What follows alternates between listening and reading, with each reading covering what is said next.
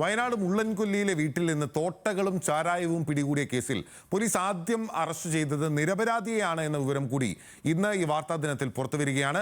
കാനാട്ടുമലയിൽ തങ്കച്ചൻ 17 ദിവസത്തെ ജയിൽവാസത്തിന് ശേഷം മോചിതനായി. കോൺഗ്രസിലെ ഗ്രൂപ്പ് പോരിന്റെ ഇരയാണ് തങ്കച്ചൻ എന്ന് ഭാര്യ പറഞ്ഞു.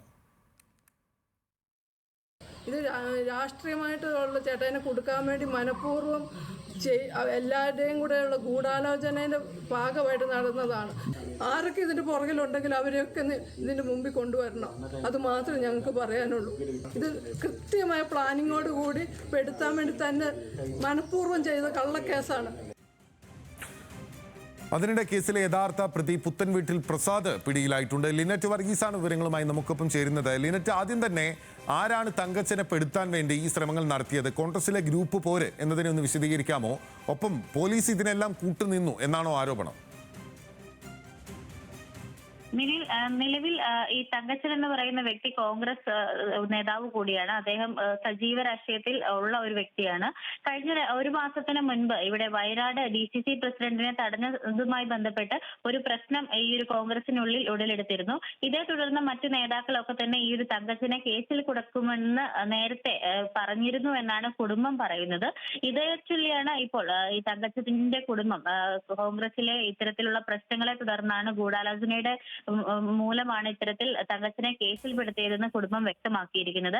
കഴിഞ്ഞ 2 ആഴ്ച മുൻപാണ് പുൽപ്പള്ളിയിലെ പെരിങ്കല്ലൂരിൽ വീട്ടിൽ വെച്ചിട്ട് ഈ ഒരു ചാരായവും സ്ഫോടന വസ്തുക്കളും കണ്ടെത്തുന്നത്. പോലീസിന് രഹസ്യ വിവരം കിട്ടിയതിന്റെ അടിസ്ഥാനത്തിലായിരുന്നു ഈ ഒരു വീട്ടിൽ അന്വേഷണത്തിനായി എത്തുന്നത്. എന്നാൽ വീടിന്റെ കാർപോർച്ചിൽ നിന്നാണ് ഇത്തരത്തിൽ ഈ ഒരു മദ്യവും അതോടൊപ്പം ഈ സ്ഫോടന വസ്തുവും ഒക്കെ തന്നെ കണ്ടെടുത്തിരുന്നത്. രഹസ്യ വിവരത്തിന്റെ അടിസ്ഥാനത്തിലാണ് പോലീസ് എത്തിയതെന്നാണ് വീണ്ടും പോലീസ് പറയുന്നത്. എന്നാൽ ഈ ഒരു തങ്കച്ചൻ നിരപരാധിയാണെന്ന കുടുംബം ഉന്നയിച്ചതിന്റെ ഭാഗമായിട്ടാണ് അന്വേഷണം ഒന്നും കൂടി സജീവമാക്കുന്നത്. അതേ തുടർന്നാണ് പിന്നീട് ഈ ഒരു ചാരായം എത്തിച്ചത് ആരാണെന്ന് കണ്ടെത്തുകയും ഈ ഒരു അറസ്റ്റിലായി ഇപ്പം ഇന്നലെ രാത്രി അറസ്റ്റിലായിരിക്കുന്ന പ്രസാദിലേക്ക് അന്വേഷണം എത്തുകയും ചെയ്തിരിക്കുന്നത്. അതേ തുടർന്ന് പ്രസാദിനെ കൂടുതലായി ചോദ്യം ചെയ്തു വരികയാണ്. കേസിൽ മറ്റാളുകളും ഉൾപ്പെട്ടിട്ടുള്ളതായിട്ടാണ് പോലീസിന് സൂചന ലഭിച്ചിരിക്കുന്നത്. ഇതിന് പിന്നിൽ ഗൂഢാലോചനയുണ്ട് എന്നും കോൺഗ്രസിലെ വിഭാഗീയതയാണ് ഇത്തരത്തിലുള്ള ഒരു പ്രശ്നത്തിലേക്ക് എത്തിച്ചത്, ഒരു കേസിലേക്ക് എത്തിച്ചതെന്നാണ് പോലീസിന്റെ ഭാഗത്തു നിന്നും അറിയിച്ചിരിക്കുന്നത്.